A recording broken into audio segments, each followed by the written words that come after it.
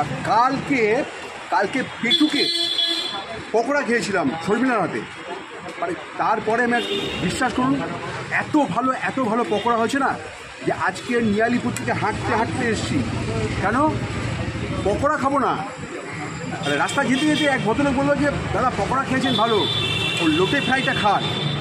তো হেঁটে এলাম, নিয়ালিপুর থেকে এলাম আমি হেঁটে শর্মিলার হাতে পকোড়া খাবো চেটে পুটে। দেখুন লোটে পকোড়া। হ্যাঁ দাদা একটা হয় না দিন না দাদা,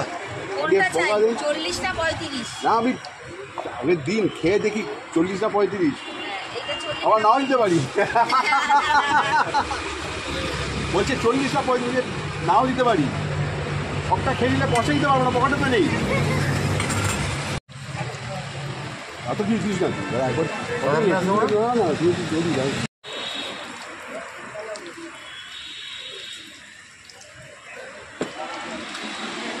দেখি কিরম লোটে পকোড়া।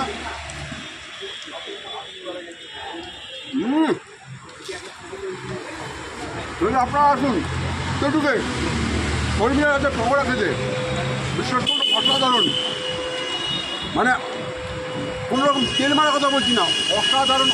শর্মিলা যে এত ভালো রান্না করতে পারতো আমি জানি না।